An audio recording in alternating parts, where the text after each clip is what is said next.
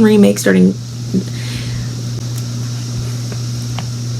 I cannot tell you how excited I was for this movie.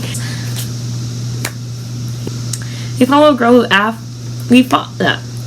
and yeah.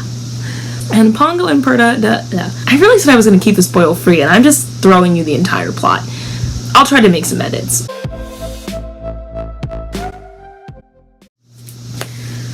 Hi everybody, and welcome back to Azaria's Place. If you're new to my channel, I'm Azaria, and this is my place, and every Thursday I alternate talking about Disney or theater, and every Saturday is a Sim Saturday. And today we're talking about Disney's newest film, Cruella, and I promise to try to keep it as spoil-free as possible. But before I jump into that, let's go back in time a bit. If you weren't aware, Cruella is based on the villain in 101 Dalmatians, which is a Disney animated film that was released in 1961, which is also based on the novel of the same title by Judy Smith. That movie would go on to have a sequel as well as have a live-action remake starring Glenn Close, which also was granted a sequel, and there was also a series as well. This movie obviously still is beloved by so many people, and as I sit here in my scrunchie, that is 101 Dalmatians theme. And how much I love 101 Dalmatians. Actually, if I have a picture, I'll pop a picture in of my Loungefly bag that's also 101 Dalmatians. I cannot tell you how excited I was for this movie, and I had no doubts that this movie was going to be good. So just to refresh your memory, like I said, this movie is based off of the villain in 101 Dalmatians, which the plot is pretty straightforward. It begins with Pongo, a Dalmatian who is trying to find a partner for his pet, Roger. And yes, they do call their owners pets in this movie. And while looking outside of where they live, he stumbles upon another Dalmatian who of course catches his eye, named Perdita, whose pet's name is Anita. Pongo basically realizes this is his only chance to find Roger anybody suitable, and he kind of rushes him out of the door, and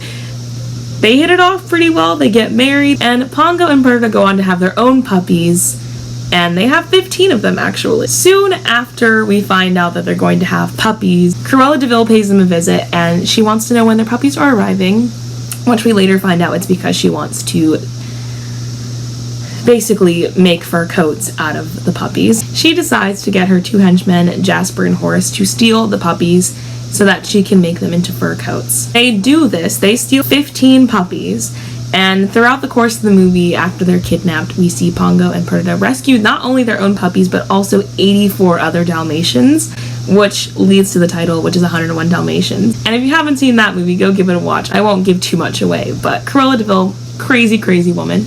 Crazy woman. So fast forward to 2021, and we actually received the live-action Cruella film. Cruella is the live-action Disney film that was released on Disney Plus with premiere access as well as theater on May 28th. Again, I was so excited for this movie, not just because I love 101 Dalmatians, but because I think that just origin stories in general are so cool. I just think it's really interesting to see how things start and where they end. And so to be able to see how villains start and then end are really interesting. But let's just start with what we already know. Cruella de Vil, kind of crazy, but she has an eye for fashion. She walks in strutting a fur coat. Actually, in the 101 Dalmatians live action, she actually has her own fashion label named the House of de Vil, and she specializes in fur couture. So we actually also learn in this movie that she decides to make coats out of puppies because their fur is just a better quality at that age in their lives, which is really sad. In the original movie, it's pretty vague, her ties to Roger, but we do know that Cruella and Anita did go to school at some point in their lives together and were even friends. And again, we do know that Cruella has two henchmen named Jasper and Horace that she gets to steal the puppies for her. So these are kind of all things that are pointed out in the movie, or just in the movie in general. So let's talk about this live action film. Amazing. Kind of unrelated, but I saw an article that had made a comment that this was the best live action remake that they've ever made, and I just refuse to call it a remake because it's really not. It's just a live action film, and that's what I'm gonna call it. So this cast, let me tell you, starring as Cruella was Emma Stone, and I remember not everyone, but I remember hearing doubts about Emma Stone being a good villain, and this woman, amazing talent. I had no doubts that she was going to pull through for this film. And honestly, I think the biggest concerns I had were about the writing and the direction of this film. And I have to say, pretty good. And then we did obviously get some new characters. So also starring in this film as the Baroness is Emma Thompson, who again, amazing talent. We've seen her in other Disney films before, such as the live-action Beauty and the Beast as Mrs. Potts. So I also had no doubts that whatever she was doing in this film, she would do great at. And I just have to say, overall, this cast was honestly phenomenal. I think that they picked amazing characters, and it was really fun too, because I think they actually worked really hard to make the characters we knew already kind of look and feel similar to the characters that we already knew. Like, I felt like Jasper and Horace reminded me of the animated Jasper and Horace. Take it or leave it, but I loved it. But I think that they also made an effort to kind of stray away from the typical look of the characters as well, which is really awesome. Obviously, with a new film and a new story, you know you're going to see new characters. We got to see Cruella's mother, and we also have a new character named Artie. We got to see Cruella's mother, the origins of her birth, how she becomes this way, where the obsession with Dalmatians start, and even though there are still some questions I have, I'll save those for later, I think that overall it was a really great story. It follows Cruella, who we find out her name is actually Estella. It's still set in the same time period, and it's amidst this 1970s punk rock revolution. And basically, Estella kind of just gets into trouble, but she's always had an eye for fashion. She went to this really cool boarding school, and she would basically just kind of transform her uniforms, and that's actually where she meets Anita, and that's where they become friends. Basically, she keeps getting in trouble at school. I can't really beat around the bush on this one, but Estella becomes orphaned. That's actually how she ends up meeting Jasper and Horace. To back up a little bit, it's kind of established early on that Cruella is someone who's always been with Estella. Cruella is like the bad side of her. It's like a Jekyll and Hyde situation. Again, like I said, she wanted to be a fashion designer, and they pull some strings and they get her dream job at the House of Baroness, I believe it's called, and that is where she worked there. This Baroness is pure evil. She's literally pure evil. Cruella was kind of reborn. She's basically living like a double life. Like, think Jekyll and Hyde. Literally, like, Cruella de Vil is Jekyll and Hyde. That's the plot, guys. I will say, overall, I was generally impressed with the story. I thought that the story was super cool. Along the way, we meet Roger, but they make reference to him being or wanting to be a musician in this film. And they also again show that Anita and Cruella were once friends at school before, but that they also kind of re-meet and are friends again, and it's just super cool. So I would highly recommend this film. Like I said, I'll make some edits and try to keep all the spoilers out, but we see how Cruella rises to the fashion heights that she comes to. And we also see why she's obsessed with Dalmatians. And we also kind of get a lead in as well to 101 Dalmatians. There is a mid-credit scene. There were still some questions that I had.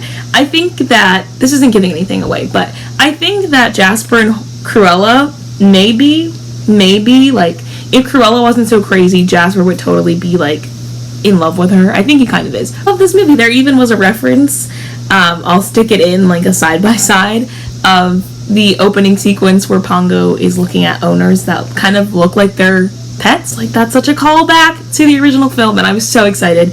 Yeah, this movie, it was really, really, really great. I don't know, I think that some people are concerned about whether or not their kids should see it, but I think it's totally fine. I will say that I kind of got annoyed with her narrating a lot. I feel like she narrated a little too much at times, but I was okay with it. I think that overall it was a great movie. It had some really great fashion, that some was just totally wacky and some was super cool. I think the direction was really great. The writing was really great on this film. I'll put the writers down below. They really thought it out, and I think that personally, origin stories do really well compared to the remakes because they're kind of starting from scratch. I mean, they had some references in there, but they weren't trying to be 101 Dalmatians because that's not what this movie was. And again, they've already made a 101 Dalmatians live-action remake, as well as a sequel. So they weren't starting from there, they were trying to get to there. There are some moments that, this is actually my boyfriend's comment, that don't really make the most sense for the following movies, but, you know, you gotta take some liberties. I think that the way they left this movie off, there could be a sequel, because there are a lot of in-between years, I think, personally. You know, if you're looking for the perfect movie to set you up for 101 Dalmatians, then maybe this isn't what you want, but I will say I was not disappointed at all. So just go give it a watch. I would highly recommend, if you've already seen it, Thanks for coming to listen to my TED Talk. I will say, as far as things that I really liked, I liked that it did reference characters that we love. Obviously, it needed to have characters we love from the original films. Another like was how she gets her last name and how she gets the car. On to the dislikes. I think that the soundtrack was a bit weird at times. There was one scene where Car Wash, you know, that Working at the Car Wash song was playing, and I don't really know why. There were just some choices in some of the songs that just didn't feel to always fit. But then there were some songs that I was like, this is a banger. I would listen to this all the time. So I will say that although I liked some of the songs, I didn't like them necessarily where they were in the film. The dog CGI. There were just some moments where dogs were doing a little bit much, and you had to wonder, why does this look so weird? So one of my only other complaints was this, like, every villain's backstory is I was a thief. And I know it's not every villain's backstory, but it seems like that. That's always, like, the easiest backstory to just give a villain. Oh, we used to steal stuff. Her hair is never really explained. We never really understand the hair color. She was born with black and white hair. Wasn't a fashion choice. She was born with black and white hair. That was not explained. I still have some questions about that. But yeah, that wasn't explained. We don't really get to see why she hates dogs. I mean, we understand it, but like we don't understand it. I'll leave you with that. The movie kind of had everything. It had some sad moments, it had some funny moments, it had some really serious moments, and I think it was just all around great movie. Like, run to go see this film if you can in theaters, or if you want, I would recommend pay that $30 because it was so worth it. I already want to watch it again. As always, I'll link some links below. Tell me if you've already seen the movie, what you didn't like about it, what you loved about it. Tell me if you're going to see the movie, your thoughts. I want to hear it all. Let me know in the comments below. Hi everybody, it's Azaria of the future here, just popping in because I realized I forgot to film my Disney fun fact. So with every Disney themed episode, you get a Disney fun fact to go along with your video, and it actually worked out that I happened to have worn my other villain shirt today. So since the video was all about Cruella de Vil and 101 Dalmatians, of course I had to keep my Disney fun fact in the theme, but I couldn't find too many fun facts about the newest movie just yet that didn't give away some of the new things in the movie or just how grand this movie is. I want to leave that for all the viewers who haven't seen the movie yet to discover themselves. So my fun fact is about the origins of 101 Dalmatians, because I thought it was pretty in theme. And as I mentioned earlier, there is a novel by the same title by Judy Smith, and she actually got a lot of the inspiration from her own life. She actually had 9 Dalmatians, one of them which was named Pongo, which I believe was a gift from her husband. Also, the birth of the 15 puppies also happened in her own life as well. And she came up with the novel idea after her friend had said that the fur of the dogs would actually make a really nice fur coat. So thus, Cruella and 101 Dalmatians was born. So that's my Disney fun fact for you guys. Now on to the show Toon Spotlight.